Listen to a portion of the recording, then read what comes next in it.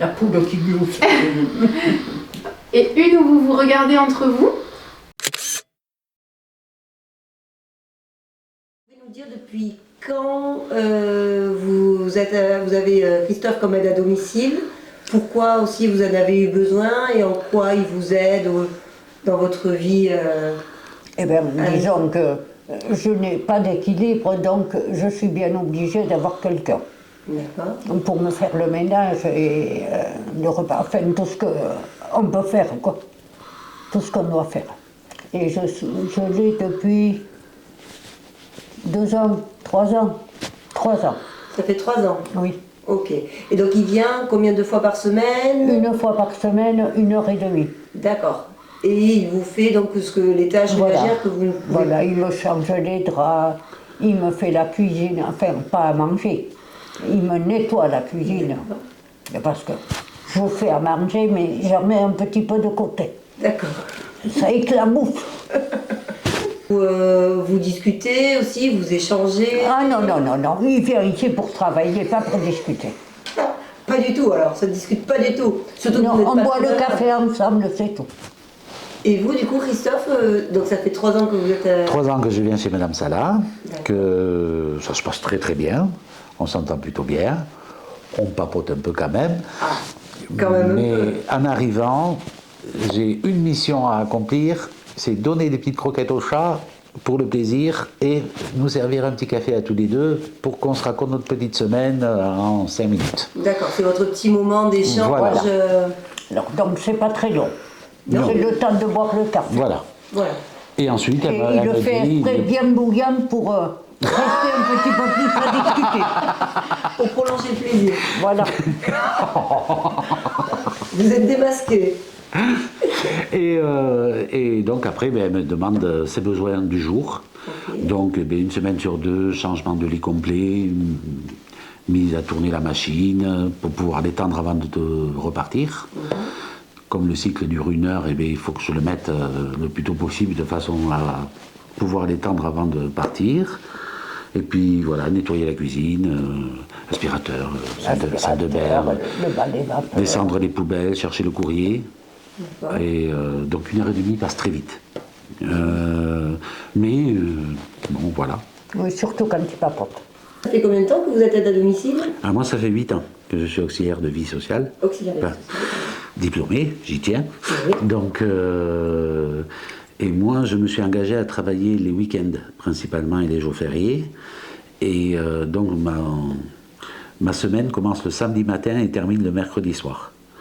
Et je suis donc en repos le jeudi et vendredi. Et je fais 32 heures par semaine. Et donc, moi, je fais principalement les repas et les levées et les couchers. C'est surtout ça mon rôle primaire au sein du CCAS. Et le fait d'être un homme, eh bien, ça permet de pouvoir justement aider les gens à la motricité. Et donc du coup, les heures d'après-midi sont là un peu pour combler mon planning, puisque généralement je fais de 10h à 15h et de 17h à 20h les heures repas. D'accord. Et donc les après-midi, le lundi, mardi et mercredi, donc je fais de l'accompagnement ou du ménage chez des personnes qui sont un peu plus valides ou un peu plus conscients, Ok. telles que Madame Salah. D'accord. Et donc depuis 3 ans, je viens ici tous les lundis, donc généralement de 14h30 à 16h. Et Voilà. vous vous occupez de combien de personnes en tout? Dans la semaine, 11. 11 personnes, Oui. d'accord. Ok. Et comment vous est venu... c'est une reconversion? Alors c'est une reconversion, je viens de l'hôtellerie. J'ai été serveur barman à la Coupole, place Clémenceau, pendant 26 ans. Quand la Coupole s'est vendue et que je me suis retrouvé au chômage technique, j'ai été voir le Pôle emploi à l'époque, puisque maintenant c'est France Travail. Et je suis tombé sur un conseiller qui m'a dit qu'il me verrait très bien dans le social. D'après mon, je sais pas, ma topologie, mon caractère ou je ne sais quoi, il a vu ça en moi. Et donc je me suis rapproché du CCAS de Biarritz. Et on m'a pris 3 jours, genre... on va te mettre dans le bain, on va voir ce que ça donne. Et j'ai adoré ça.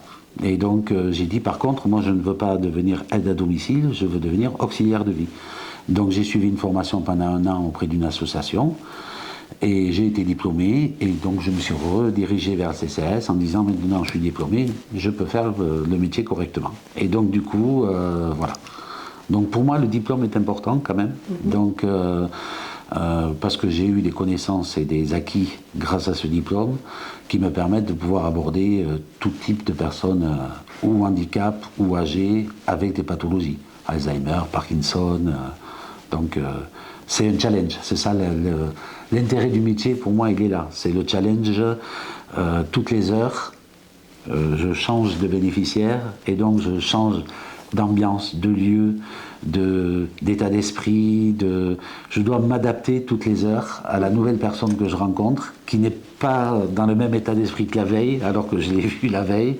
Et donc à chaque fois, on doit voilà, retisser, recréer. Et avec Madame Salah, ça se passe très bien, puisque Madame est totalement en conscience. Donc elle a du répondant, elle a du punch. C'est plus du lien patron-employé. Sans que ce soit péjoratif ce que je dis là, c'est-à-dire que on se respecte, on s'entend très bien, il y a un vrai rapport humain, mais il n'y a pas de lien tactile, affectif, on se vous voit, il y a un distanciel de gestuel. On est en bonne intelligence. Voilà. Ça se passe bien parce que elle me dit je ne peux pas balayer ma terrasse, vous ne pouvez pas me balayer la terrasse. Mais oui, j'ai 10 minutes, je vous balaye la terrasse. Donc elle est satisfaite de mes services et moi je suis satisfait de lui rendre service. Donc du coup il y a un bon échange. Moi je viens ici avec plaisir depuis 3 ans et je sais qu'elle me reçoit avec plaisir depuis 3 ans. Même si elle râle des fois parce qu'elle aime bien râler. Ah, vous râlez un peu, alors. Vous râlez un petit peu? Non. C'est des mensonges. C'est pas des mensonges, mais c'est loin de la vérité. Mais on s'entend bien, voilà. Je ne peux plus rien faire. J'ai même l'infirmier le matin et le soir. Le matin pour me faire la toilette et le soir pour me déshabiller, me mettre au lit. Non, me déshabiller. D'accord. Et le reste de la journée, vous faites... Je suis sur mon canapé à tricoter. C'est votre passion? Ah oui, heureusement. Bon, après, vous faites la cuisine quand même. Ah oui, je fais la Elle reçoit une de ses voisines régulièrement, elle fait à manger pour une dame qui a des difficultés aussi. Elle aide un peu les autres aussi quand même. Oui, j'aime beaucoup faire à manger. Ma mère était cuisinière. D'accord.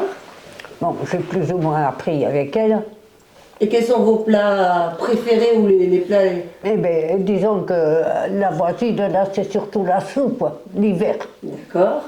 Et je fais de la purée, quand j'en fais pour presque un régiment. De la purée, des ragoûts de patates, de carottes, qu'est-ce que le chou-fleur béchamel, pipérade. Le bourguignon, pot-au-feu. Puis elle a sa fille et son fils qui viennent régulièrement la voir aussi. Vous avez vos enfants qui sont ici oui. aussi? Oui, j'ai mon fils qui est à Pétricot et ma fille à Bidart. D'accord. Et vous avez des petits-enfants? Oui, un garçon et une fille. Eh bien, mon petit-fils, il a 25 ans et ma petite-fille, elle vient de faire 21 ans. Vous êtes originaire de Biarritz ou Oui, je suis née à Bayonne et ma mère, elle a toujours vécu à Biarritz, pour ainsi dire. Et vous aussi, vous avez toujours vécu à Biarritz? Oui. Une vraie Biarrotte? Biarritz, oui. Bayonnaise de naissance. Oui. Clinica Maura. Maman bébé, ça veut dire. Ama, c'est maman et Aura, c'est l'enfant. Quelle était votre impression quand vous avez vu Christophe pour la première fois Je me suis dit que j'avais un beau corps, un beau garde du corps. Oh. Et vous, Christophe? Alors moi, quand je me suis engagé dans le métier, j'ai eu très peur de ça, du rejet, de « ah, c'est un homme, qu'est-ce que c'est cet éléphant dans mon magasin de porcelaine ?» Enfin, tous les clichés. Et bizarrement, je suis perçu comme un nounours rassurant, plus que comme une grosse bestiole qui va tout casser. Et donc, c'était moi qui avais plein d'a priori, qui me mettais plein d'interdits. Je le dis haut et fort, ce métier est aussi fait pour les hommes. Nous apportons une sensibilité différente. Il y a un petit rapport de séduction avec certaines dames qui n'est pas négligeable, qui peut nous aider justement à créer du lien, à flatter la dame et tout ça. Il y a un rapport différent avec les hommes. On va parler de sport, on va parler de bagnole, que des auxiliaires féminines n'abordent pas forcément comme sujet de conversation naturellement. Et donc du coup, il y a d'autres rapports qui se créent, c'est une autre approche, et donc on amène quelque chose quand même. Et le fait aussi d'être un homme, c'est rassurant pour eux quand on doit manipuler. Donc ça ne concerne pas madame, puisque madame est totalement en capacité de pouvoir elle-même gérer son quotidien, mais c'est vrai que chez certains bénéficiaires qui sont lourdement handicapés et qu'on doit manipuler pour les lever et les coucher, ils sont rassurés qu'un homme puisse intervenir. Et donc, je tenais à faire ce petit reportage justement pour dire les hommes aussi ont leur place en tant qu'auxiliaires de vie, n'hésitez pas messieurs. Voilà. 8 hommes sur la brigade de 70 personnes ou 72 personnes qu'on est. Donc ça veut dire que ça commence à devenir plus évident qu'un homme peut être auxiliaire de vie sociale. Après, il y a eu des reportages à la télé qui montraient également des aides-soignants, des ASH en milieu hospitalier ou en EHPAD, qui étaient masculins aussi. Et donc du coup, petit à petit, ça commence à rentrer un peu plus dans la norme de dire qu'un homme peut être auxiliaire. Donc, tant mieux. Voilà. Il n'est pas bon mon garde du corps. J'ai rien à craindre quand il est là. Ah non, ça c'est sûr. Même pas de souris. C'est vrai, ça vous rassure? Ça vous rassure? Il aime bien mon caractère. Oui, moi j'aime bien madame. Et puis elle a un très bon café. Parce que le café n'est pas toujours bon, sachez-le. Ah oui. Des fois, on a des verres d'eau un peu sales, et ils appellent ça un café. Chez madame, il est bon. C'est un bon petit expresso. C'est important ce moment. Elle me dit, j'ai votre café, hein. Oui, venez, on y va. Donc elle m'attend du coup, quelle que soit l'heure à laquelle j'arrive, parce qu'au début que j'ai commencé mes interventions, je venais à 13h30. Et donc elle sortait de table et on buvait le café ensemble. Ça s'est instauré comme ça.